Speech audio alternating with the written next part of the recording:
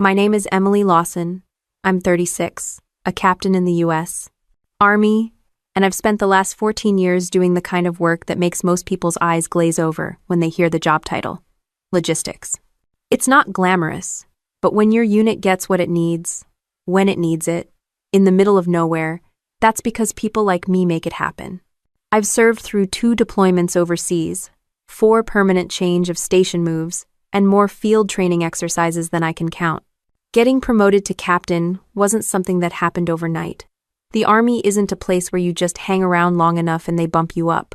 You have to hit every required school, pass every evaluation, and in my case, knock out a master's degree in logistics management through night classes, while still pulling full-duty hours. That meant late nights, early mornings, and more coffee than is probably legal.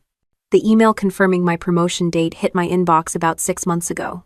I remember staring at it for a good 30 seconds before it sank in. The subject line read, "Promotion Ceremony, Captain Emily Lawson." My first thought was that someone in admin had made a typo. My second thought was, finally. Then I realized the date. A Saturday in early May. Perfect. That meant my family could actually be there without having to take time off work or school. I'd been in the Army long enough to know that these ceremonies weren't just about the person getting promoted. They were about the people who got them there. For me, that meant my husband Mark, our kids Jacob and Madeline, my parents, and yes, even my older brother Ryan. Over the years, they'd put up with my deployments, my unpredictable hours, my missed birthdays and anniversaries. This ceremony was a chance to show them what all that sacrifice was for. At least, that's how I saw it. Mark and I met before I joined the Army, back when I was working as a supply chain coordinator for a civilian contractor. He's 38 now, an electrical engineer at a wind energy company in Wilmington. He's steady, good with the kids, and usually pretty supportive. Until my schedule starts messing with his plans. Jacob's 15, in that stage where everything I say is embarrassing, and Madeline is 12, more interested in her friends' social calendars than mine. My parents live down in Savannah, Georgia, in the same house I grew up in. They're both retired teachers, and they have a tendency to get more excited about my brother Ryan's life than mine. Ryan's 40, runs a chain of barbecue restaurants, and has somehow managed to position himself as the fun child. He's single, no kids, loves to host big gatherings, and my parents eat it up. Literally and figuratively. I wasn't naive about family dynamics. I knew Ryan would probably complain about having to drive up to North Carolina, and I knew my parents would make a few comments about how they wished the Army would just send me a certificate in the mail, instead of making a fuss. But I figured they'd all show up. This wasn't just another work event. It was the kind of milestone people put on the mantle in a frame. When I read that email, I pictured the scene in my head. Me in my Army service uniform dress blue, standing in the auditorium on base, my family sitting in the front row, snapping pictures and clapping when my name was called. I even imagined Mark leaning over to Jacob and Madeline, whispering something about how proud he was of their mom. I wanted them to see that all those nights I missed dinner or couldn't make it to the soccer game weren't for nothing. I forwarded the email to Mark right away, then called my parents to give them the date. "It's a Saturday," I told them, "so you don't have to worry about taking time off." My mom's response was, "We'll try our best, sweetie," which I decided to take as a yes. The next week, I put in the formal request for the maximum number of guest seats 6. 1 each for Mark, the kids, my parents, and Ryan. I figured Ryan might bring someone, but he's unpredictable like that. I also started looking at restaurants near the base for a celebratory lunch afterward. There was this Italian place in Fayetteville that a friend had recommended, nice enough for a special occasion, but not so fancy that the kids would whine about the menu. I called and made a reservation for 8, just in case anyone brought a +1. Over the following months, I checked off every box on the pre-promotion to-do list. I ordered new rank insignia, got my uniform dry cleaned, scheduled a hair appointment for the morning of the ceremony, and made sure my unit admin had all the paperwork squared away. Every time I saw the date on the calendar, I felt that mix of pride and relief. By April, my kids knew the date by heart, mostly because I kept bringing it up. "Don't make other plans for May 6th, I told them. "That's Mom's big day." Mark joked that I was like a bride to be counting down to the wedding, which, honestly, wasn't far off. I didn't see any reason to think it would turn out any other way. Mark was the first to walk through the door that evening, tossing his keys into the bowl by the counter like always. I was in the kitchen, cutting vegetables for dinner, when his phone buzzed on the counter. A family group text was lighting up. I glanced at it, pure reflex. Ryan's name was all over the thread. He was talking about big news coming soon, promising it was going to be the event of the year. Mom chimed in with a dozen smiley faces, and Dad sent a can't wait message. Nobody had this much enthusiasm when I told them about my promotion. Ryan has always had a way of making himself the center of the room. Growing up, if I brought home an A on a report card, it was, "Nice job, Emily." If Ryan passed a class without failing twice, it was an all-night barbecue to celebrate. When I joined the Army, my parents said they were proud, then asked if I thought it was too dangerous for a young woman. When Ryan opened his first restaurant, they bought him a truck as a business gift. I kept chopping vegetables, but my jaw was tight. Mark leaned against the fridge, scrolling through the messages. "Looks like Ryan's planning something big," he said. "Yeah, he's good at that," I said, maybe sharper than I meant to. The thing is, I'm not jealous of my brother's life. I don't want to run a barbecue empire or be the golden child. But it's hard not to notice the difference in how my parents treat us. He's the spontaneous, fun one. I'm the dependable one who can be counted on to keep things running in the background. Jacob wandered in, grabbed a soda from the fridge, and glanced at Mark's phone. "What's Uncle Ryan up to?" he asked. "Some big surprise," Mark said. "He'll tell us in a few days, I guess." Jacob shrugged and wandered back to his room. Madeline came in right after, phone in hand, already laughing about a TikTok her friend had sent. She didn't care what was happening in the group chat, but I knew once Ryan made his announcement, it would be all my parents talked about, until it happened. When I called my mom later that night for a quick check-in, she was in rare form. "Oh, Emily, you're going to love what Ryan's cooking up. He's been working on it for months." I tried to keep my voice neutral when I said, "I'm sure it'll be great. By the way, you still have May 6th open, right?" She hesitated for half a beat. "Of course, sweetie. I told you we'll try our best." That phrase, "try our best," never meant yes in my family. It meant, unless something better comes along. I got off the phone feeling like I'd just confirmed what I already suspected. The next afternoon, Mark forwarded me a picture from Ryan's social media, a glossy teaser photo of a new restaurant location with the caption, "Charleston, are you ready? Grand opening May 6th. Live music, celebrity chef, giveaways all day." I stared at my phone so long my screen dimmed. May 6th, my ceremony day. My parents weren't even going to have to think twice about where they'd be. That evening, the group chat exploded again. Ryan was posting about the lineup for the grand opening. Live band, local radio coverage, a barbecue contest with free samples, and a raffle for a flat-screen television. Mom was already talking about what dress she might wear. Dad offered to help run the grill. Nobody asked how my day was going. Nobody mentioned my ceremony. At dinner, Mark cleared his throat. "So, you saw Ryan's post?" "I saw it." Jacob looked up. "Uncle Ryan's gonna have a bounce house. And a famous singer. Can we go?" The words were out before I could stop them. We already have plans." Madeline frowned. "What plans?" "My promotion ceremony," I said. Jacob groaned like I'd told him we were spending the day watching paint dry. "It's just a ceremony, Mom. We can see you any time." I put my fork down. "It's not just a ceremony. It's the result of 14 years of work. It's the day I officially become a captain. It's important to me." The table went quiet. Mark glanced at me, then at the kids. "We'll talk about it later," he said, which in our house usually meant, "I don't want to fight about this right now." I could feel the heat creeping up my neck, but I didn't push it. I'd been in enough arguments to know that forcing people to care never works. Still, as I loaded the dishwasher after dinner, I thought about that empty guest row at the ceremony if my parents and brother decided to skip it. I thought about Jacob and Madeline sitting in a bounce house while I stood on a stage in uniform, scanning the crowd for faces that weren't there.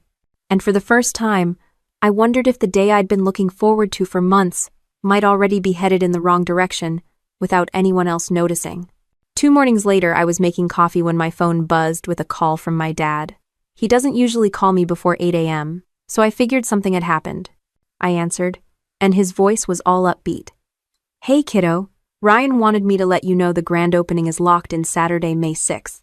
I stared at the coffee maker as it sputtered. "That's the day of my promotion ceremony." There was a pause, like he had to replay what I said in his head. Right, but it's in Charleston and it's going to be a huge event for him. We can't miss it. He's even hired a band from Nashville. It took me a second to realize he'd just said, we. I kept my tone flat. So you're going to Ryan's instead of my ceremony? He cleared his throat. We've already committed to helping him set up. You know how much this means for his business. I set my mug down harder than I meant to. I know how much this means for me too, Dad. He sighed like I was the one making this complicated, then mumbled something about needing to get back to prep work and hung up. By the time Mark walked into the kitchen, I'd already refilled my coffee twice. He noticed. Rough call? My parents are skipping the ceremony for Ryan's barbecue circus, I said. Mark ran a hand over his jaw. Well, it's a big deal for him too. Maybe we can split the day? Split the day? Mark, the ceremony's at 11, the reception after that, then lunch. Charleston is 3 hours away. It's not like we can just swing by after. He didn't argue, but he didn't commit either. That night, Ryan posted the full flyer for his grand opening. Celebrity guest chef, free barbecue platters, carnival games, bounce house, live music from noon until midnight. The comment section was full of people tagging friends and making plans. The group chat blew up again.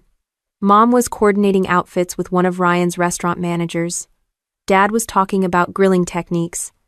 No one even acknowledged my last message in the thread about my own event. At work, my unit admin asked me if I'd confirmed my guest list yet. We've got you down for 6 seats, Captain, she said. Any changes? I hesitated. Not yet. Leave it as is for now. I didn't want to believe my family would really choose barbecue over my ceremony. In my head, I kept coming up with scenarios where they'd surprise me, maybe show up at the last minute, maybe skip the grand opening until after the promotion. But the more I scrolled through Ryan's posts, the more it felt like I was the only one holding on to that version of events. 3 days later, I overheard Jacob in the living room on a call with one of his friends. Yeah, we're going to Uncle Ryan's thing. There's going to be a dunk tank and live music. I walked in just in time for him to hang up. What do you mean you're going to Uncle Ryan's? I asked. He blinked like he'd been caught sneaking out. Dad said we might. It's more fun than a ceremony. Mark was in the kitchen when I asked him about it. He shrugged. I told them it was still up in the air. But look, Emily, they're kids. This grand opening sounds like an actual fun day for them. Sitting in an auditorium for 2 hours isn't their idea of a good time. I crossed my arms. So their idea of a good time matters more than being there for me? I didn't say that, he replied, but the way he avoided my eyes said enough. That evening, I sent one more reminder to the family group chat with the details for my ceremony: base location, start time, dress code. The only response I got was from Ryan, 3 clapping emojis and good luck. The next morning, I found a printed RSVP list on my desk at work. My commander had highlighted my name and the 6 seats reserved for family guests. She smiled as she handed it to me. It's going to be a good day, Captain. That. I smiled back, but I couldn't help picturing those 6 empty chairs in the front row, all roped off and waiting for people who might never walk through the door. Mark came home late from work, smelling faintly of solder and coffee. He dropped his bag by the couch, loosened his tie, and said, "The kids won't stop talking about Charleston." I was at the dining table paying bills. "Because you told them it's an option," I said without looking up. "They're excited," he replied. "Jacob's been talking about the live music. Maddie wants to try the food trucks Ryan's bringing in. They can be excited about lunch after my ceremony. There's a perfectly good Italian place here I already booked." Mark sat down across from me, leaning back in the chair. "Emily, I promised you we'd be there. I meant it. But I also promised the kids they'd have a fun weekend. They've been looking forward to this grand opening for weeks now." I closed my laptop and folded my hands. So which promise wins? He didn't answer right away. Maybe both can. We drive to the ceremony, stay for the pinning, then leave right after for Charleston. We'd get there by late afternoon. I stared at him. "You're talking about leaving before the reception, skipping the pictures, the lunch, the one part of the day where I can actually spend time with my guests." His expression stayed neutral, but I caught the slight twitch of his jaw. "I'm just trying to make everyone happy." Then start with me," I said.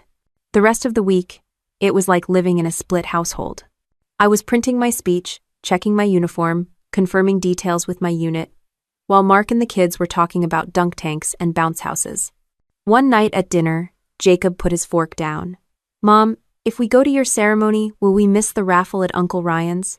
"You'll miss everything at Uncle Ryan's if you're at my ceremony," I said plainly. Maddie chimed in. "But it's just sitting and watching you get a badge, right?" Mark shot her a look, but I answered before he could. "It's a rank insignia, not a badge. And yes, there's sitting. There's also me swearing an oath, my commander speaking about my service, and me being recognized for 14 years of work. It matters." Jacob slouched in his chair. "Doesn't seem as fun as barbecue." I didn't bother hiding my irritation. It's not supposed to be fun. It's supposed to be important. "Acto." Mark cleared his throat. "Okay, let's dial it back." But I wasn't in the mood to dial anything back. You all have had me missing dinners, weekends, and birthdays because of my job, and you can't give me one morning? Silence. Jacob looked down at his plate. Maddie picked at her bread. Mark rubbed the back of his neck. After the dishes were done, Mark followed me into the bedroom. "Look, they're kids. They don't understand the weight of this the way you do." "Hi. Then you explain it to them?" I said, pulling laundry from the dryer. "I'll try," he said, which was the verbal equivalent of my mom's, "We'll try our best." Later that night, I overheard him talking quietly to the kids in the living room. His voice was calm, reassuring. I couldn't make out every word, but I caught, "We'll see how the morning goes." It was exactly the kind of non-commitment that leaves everyone thinking they'll get what they want. Everyone except me.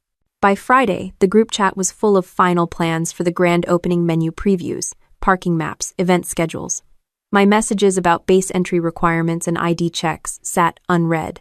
Mark came into the kitchen as I was polishing my shoes. "We're still on for the ceremony," he said. "Good," I replied, though I didn't ask if still on meant all day or just until they'd had enough of the army. I set my shoes aside and started packing my bag for Saturday. Dress blues, hat, lint roller, speech copy, rank pins, a small makeup kit. I kept my hands busy because I didn't want to ask the question sitting on my tongue, whether I was going to walk on stage and see my family in the front row or just another empty chair.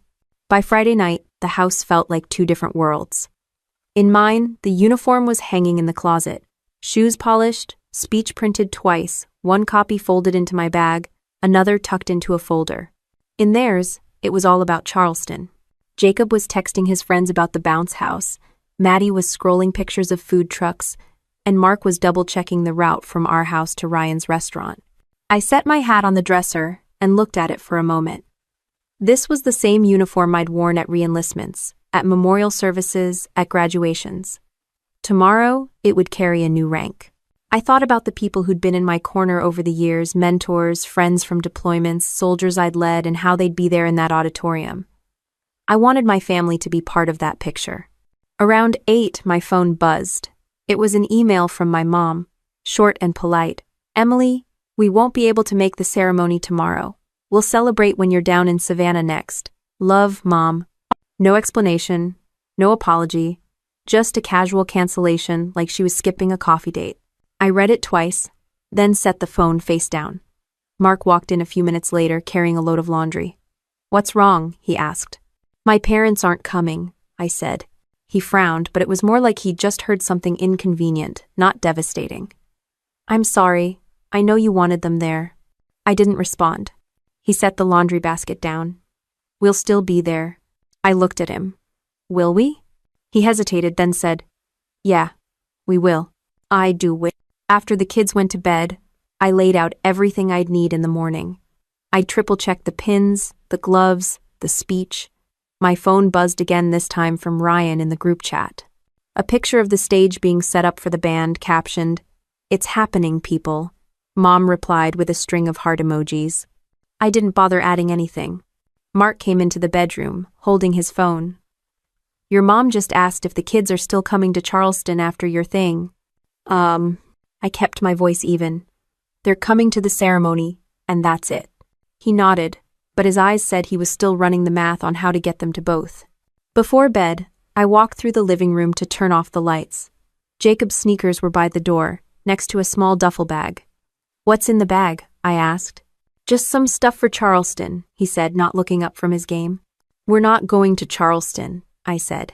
He groaned. I thought Dad said maybe. Oh, Dad says a lot of things, I replied and went upstairs. In my room, I set the alarm for 6 a.m. I knew I wouldn't sleep much, but I wanted the time in the morning to get ready without rushing. The email from my mom kept flashing in my mind. I'd pictured her sitting there, maybe even tearing up a little. Instead, she'd be tasting pulled pork sliders in Charleston while I stood at attention in front of an empty front row. I lay down, closed my eyes, and focused on the sound of the uniform's brass buttons clinking softly on the hanger. Tomorrow, that sound would mean something. Whether my family showed up or not, I was going to walk onto that stage and take the rank I'd earned. The alarm went off at 6, but I was already awake. I moved quietly so I wouldn't wake Mark or the kids, laying my uniform on the bed and smoothing out every line. The brass pins were polished to the point where they caught the light even in the dim bedroom. I clipped my hair into a neat bun, checked the mirror twice, and felt that strange mix of nerves and pride you get when you know a moment has been building for years. When I went downstairs, the house was still silent. I expected to hear the kids shuffling around or Mark starting coffee. Instead, I saw a folded note on the kitchen counter. It was written in Mark's quick, uneven handwriting. We'll meet you there. Kids wanted to get an early start on the day. Don't worry, we'll be on time. I read it twice, my eyes sticking on the words early start. My stomach tightened. I looked at the clock, 6:45. Charleston was 3 hours away. An early start didn't sound like they were heading toward Fort Liberty. I put the note down and forced myself to keep moving. I wasn't going to be late because of them. I grabbed my cover, my bag, and headed out to my car. The drive to the base was short, maybe 15 minutes, but my mind stretched it into an hour. When I reached the front gate, the MPs waved me through. The parking lot near the auditorium was already filling up cars with base stickers, families getting out dressed in suits and dresses, soldiers in uniform greeting one another with quick salutes. I walked inside and checked in with the admin NCO. Your guests should check in at the front table when they arrive, she said. We've got them right up front. I glanced toward the first 2 rows, reserved signs neatly taped to the seats with my name printed on them. 6 spots, all together, right in the center. They looked exactly how I'd pictured them, except there was nobody sitting there. As more people came in, I kept glancing at the doors. My commander stopped to shake my hand. A couple of friends from my last unit came over to hug me, and I thanked them, smiling like I wasn't thinking about those empty chairs. The ceremony started right on schedule at 11. The color guard marched in, the national anthem played, and we went through the opening remarks. I kept my eyes on my commander, on the script in front of me, anywhere but the front row. When my name was called, I stepped forward. The pinning felt like muscle memory. Remove the old rank, place the new one, shake hands, exchange a few quiet words. The clapping was polite but warm. Somewhere in the back, a couple of my soldiers let out a loud hooah, and I smiled. Then came the moment when they invited the families to join us for photos. The other soldiers had people rushing up, spouses, kids, parents, friends. My front row stayed empty. The photographer looked at me, then at the chairs, then back at me. I nodded toward one of my friends, who came up and stood beside me so the picture wouldn't look so bare. We wrapped up the formal part of the ceremony, and the MC invited everyone to the reception area. As people stood and moved toward the back, I saw one of my squad leaders scrolling his phone. He hesitated, then showed me the screen. It was a Facebook post from my brother Ryan. The picture was of my parents, Mark, Jacob, and Madeline, standing in front of his restaurant's new sign, all smiling. The caption read, "Couldn't ask for a better family to help kick this off right. Grand opening is live, come on down." The timestamp was 11:12 a.m. I had been on stage less than 5 minutes earlier. I stared at the photo for a second too long, then handed the phone back without a word. The room around me was full of chatter soldiers introducing their families to commanders, kids tugging at their parents' sleeves, the clink of coffee cups at the refreshment table, all of it blurred together into a background hum. I kept my smile on for the people who came over to shake my hand. Some were fellow officers, some were soldiers I'd mentored. A few were spouses who said polite things like, "You must be so proud." I thanked them all, nodded in the right places, but every time I glanced toward the front of the auditorium, those empty chairs caught my eye again. One of the younger soldiers from my unit, Martinez, came over holding a cupcake from the reception table. "Captain Lawson, congrats. My mom wanted me to tell you she thinks your uniform looks perfect." I managed a small laugh. "Tell her thank you." When the reception wound down, I headed to the changing room to pack my things. My hands felt steady, but there was a knot in my chest that wouldn't loosen. I took off my gloves, folded them neatly, and slid them into my bag. My cover went in next, then the speech I hadn't bothered to read again since I'd given it. Just as I was zipping up my bag, my phone lit up. 27 missed calls, all from Mark. The screen kept buzzing in my hand, his name flashing again. I answered. "What?" His voice was rushed, almost frantic. "Emily Jacob got burned." He tripped near the grill. "We're at Charleston General Hospital. It's not serious, but you need to call me now." I blinked, processing the words. "You're telling me you left the state, skipped my ceremony, and now you're at the hospital?" He hesitated. "I didn't mean for this to happen. He's okay. It's a minor burn, but..." "Text me the address," I said. My tone was flat. I hung up before he could say more. My bag felt heavier than it had when I carried it in that morning. Out in the hallway, people were still chatting, taking last-minute photos. I shook a few more hands, smiled at the right moments, but my mind was already somewhere else, on a hospital room in Charleston, on my son with a burn, on the fact that the first time my family reached out to me all day was because something went wrong on my brother's turf. I walked out to my car, the sound of my heels echoing on the pavement. The sun was bright, the air warm, and somewhere down the street a marching band was practicing. It all felt disconnected from the fact that my entire day had just been rewritten. I sat in the driver's seat for a moment, engine off, phone in my hand, the map app already open to search Charleston General. The address popped up with the estimated drive time. 3 hours, 15 minutes. I hit start without thinking twice. Pulling out of the lot, I kept my focus on the road. The post-ceremony reception, I'd imagined the lunch at that Italian place. The pictures with friends, the chance to relax after months of preparation was gone. Instead, I was heading south on 95-inch full-dress uniform with my covers sitting on the passenger seat and the phone mounted on the dash. Mark texted twice while I was still in Fayetteville city limits. "He's fine, burn on his arm, just wants to see you." Then, "We're in room 212. Ask for the Carter family." The irony of that name on the hospital intake form hit me hard, my son and husband there under my maiden name, because Ryan was the one who had handled the check-in. Traffic was light, but the drive felt endless. My mind kept replaying the moment I'd stepped forward for my pinning, the quick handshake from my commander, the applause, and then that photo of my parents and kids at Ryan's restaurant flashing on the phone screen. It was like two different realities had been running in parallel, mine in uniform, theirs in barbecue sauce and event wristbands. About an hour in, my commander called. I put her on speaker. "Captain Lawson, everything okay? You left in a hurry." "Family emergency," I said, keeping it short. She didn't press. "Understood. We'll send you the official photos." When I hung up, the silence in the car felt heavier. The radio stayed off. Every so often I glanced at the passenger seat, half expecting to see someone there. The empty space made me grip the wheel tighter. Crossing into South Carolina, my phone buzzed again. This time it was a picture from Maddie, just her hand making a peace sign, a hospital bracelet visible on her wrist. No caption. I couldn't tell if she was trying to reassure me or just showing off like it was part of some adventure. 2 hours in, I pulled into a gas station, grabbed a bottle of water, and caught sight of myself in the glass door. The uniform was still crisp, the rank insignia gleaming. To everyone else, I probably looked like I'd just come from some important event. They wouldn't guess I was on my way to a hospital because my family had chosen a grand opening over standing in my front row. Back on the highway, I kept my eyes on the miles ticking down. The closer I got, the more I realized I wasn't angry in the loud, shouting way. It was quieter than that, steady, cold, and sharp. The kind of feeling that doesn't burn out fast. The hospital came into view just after 2:30 p.m. I pulled into the parking lot, found a space near the entrance, and shut off the engine. My reflection in the dark window looked calm enough, but my jaw was tight. I grabbed my bag and walked toward the sliding doors, ready to find out exactly what had happened and why the first words I'd heard from my family all day were about an accident at my brother's party.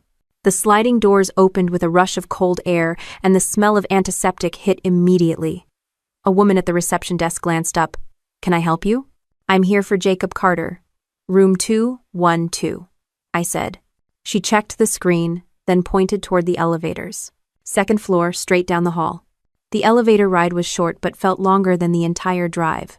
My reflection in the metal doors looked composed, but my mind was still moving at highway speed images of Jacob as a toddler, scraped knees, the way he'd cry for me even if Mark was right there. Now he'd chosen barbecue over my ceremony, and I'd still come running. When the doors opened, I spotted Mark immediately. He was leaning against the wall outside a room, scrolling his phone. He straightened when he saw me, but the relief on his face wasn't enough to wash away my irritation. "He's okay," Mark said quickly, like he knew he needed to get that out first.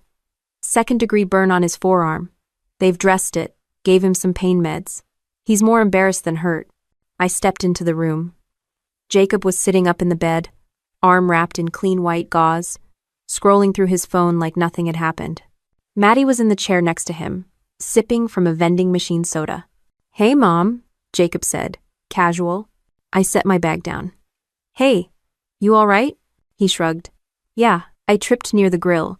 Uncle Ryan says I should tell people I was wrestling a gator or something."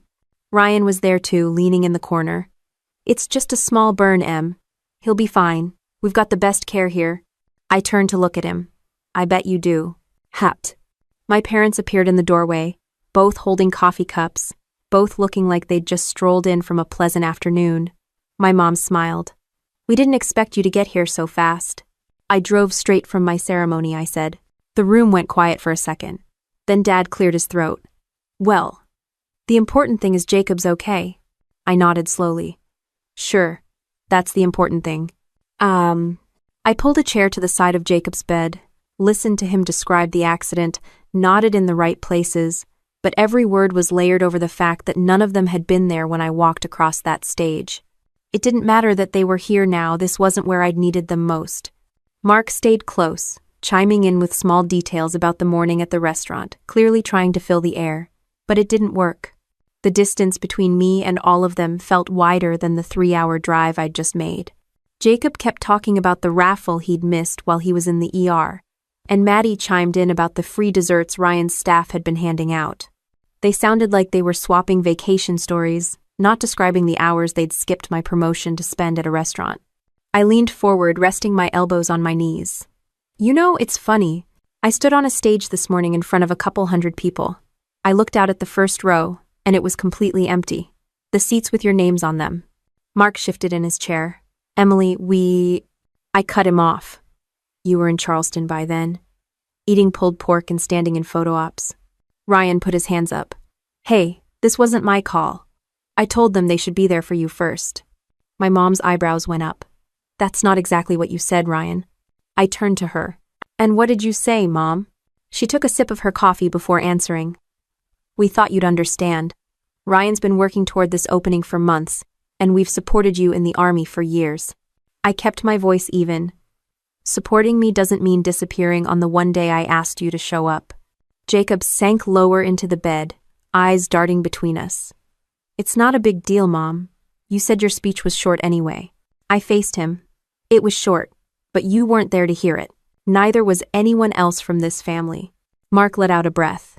"Emily, we can't change what happened. He's hurt and—" "It's a burn, Mark. He's going to be fine. And I'm glad it's not worse. But I needed you this morning. I needed all of you. And you weren't there." The room felt smaller, like all the air had been pulled out of it. Even the steady beep of the monitor sounded louder. Ryan shifted uncomfortably and muttered something about checking on the kitchen downstairs. My parents followed him out, leaving just me, Mark, and the kids. Mark rubbed his hands over his face. "I should have pushed harder. I thought we could make both work." I shook my head. "It's not about making both work. It's about priorities, and I just learned where I stand." Neither of us said anything for a while.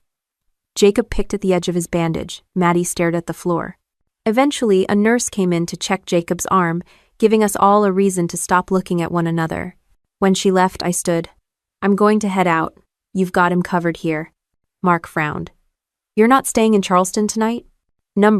"I have things to do at home." I picked up my bag and walked out into the hall. The fluorescent lights were harsh, the tile floor cold under my heels, but every step toward the elevator felt steady. I wasn't storming out. I was just done standing in the same place, waiting for people to show up when they'd already chosen not to. I stepped out of the hospital into the late afternoon heat. The air felt heavy, but it was cleaner than what I'd just walked out of. My car was parked near the back of the lot, away from the crowd.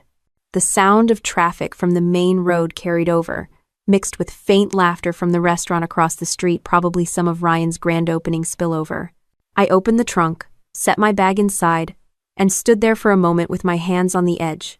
I could drive home tonight, or I could stay in Charleston and let them figure out their own way back. Neither option appealed. Sliding into the driver's seat, I just sat with the air conditioning running. The thought of walking into my own house tonight, pretending nothing had happened, made my chest tighten.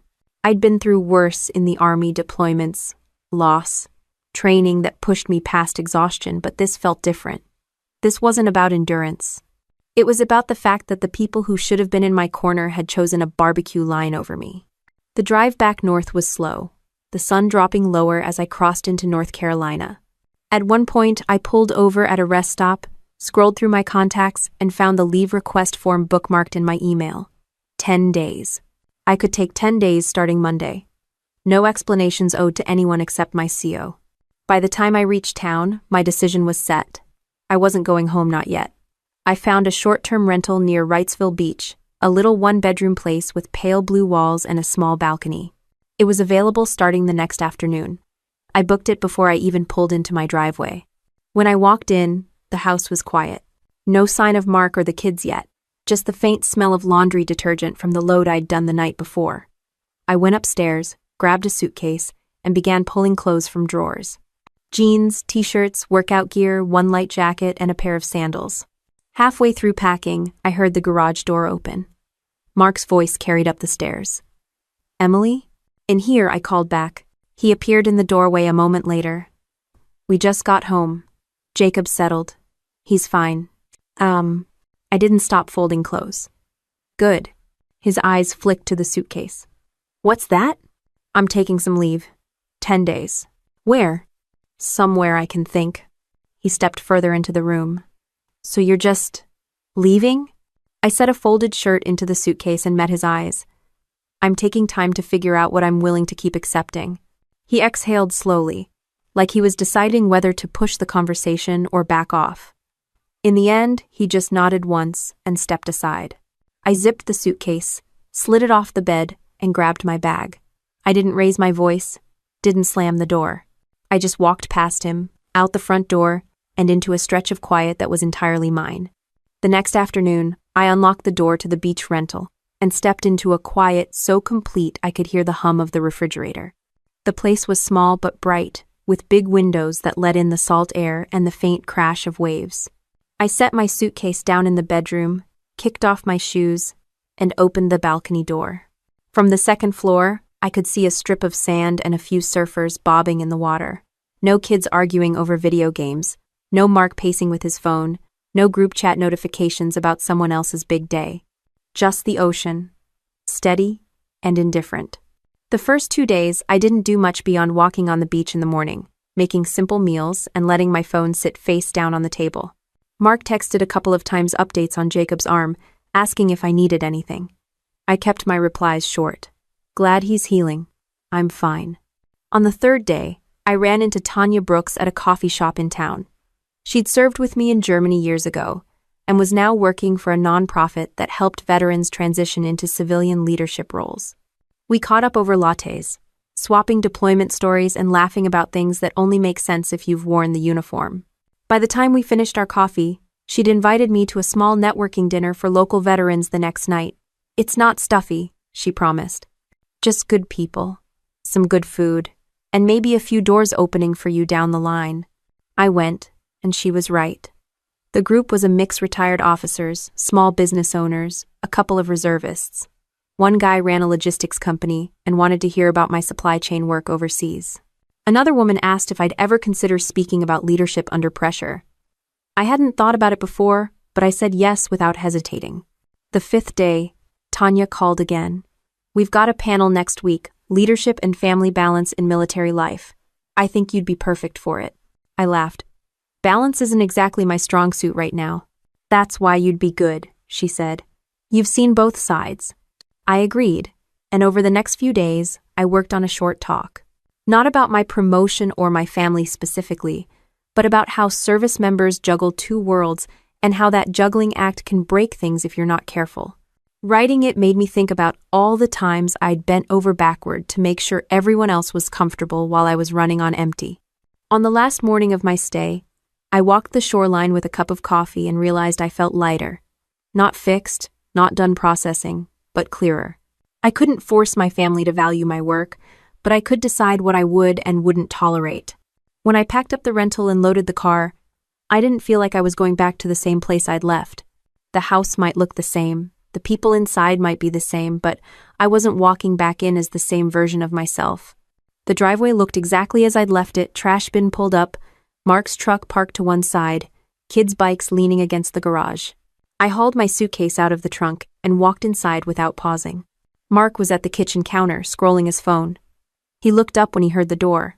"Hey," he said cautiously. "Hey," I replied, setting my bag down. "We need to have a family meeting. Everyone in the living room now." A few minutes later, Jacob and Maddie came in, slouching into opposite ends of the couch. My parents had been visiting for the afternoon and followed them in, taking the love seat. Ryan must have still been in town because he trailed in last, smelling faintly of smoke from the restaurant kitchen. I stayed standing. Here's how it's going to be from now on. When I have a major event promotion, award, retirement ceremony, you either show up or you're honest enough to say you won't. No last-minute changes. No pretending you'll try to make both things work. Jacob shifted uncomfortably. "We didn't mean, this isn't about intent," I cut in. "It's about respect." End quote. Mark leaned forward, elbows on his knees. I should have been clearer. I was trying to keep everyone happy. "And in doing that, you made sure no one was where they were supposed to be," I said. My mom folded her hands. "We've supported your career for years. Supporting me means showing up when it matters. I've missed birthdays, holidays, and anniversaries because of the Army. I don't expect payback. But I do expect my own family not to vanish on the one day that was about me." Note: Ryan looked at the carpet, silent. My dad kept his eyes on his coffee mug. I went on. "From here forward, I'm setting boundaries. That means I won't bend my schedule or my expectations to accommodate people who don't treat my work as important. If that's uncomfortable, that's your problem, not mine." Mark exhaled and nodded. "You're right. I was jealous.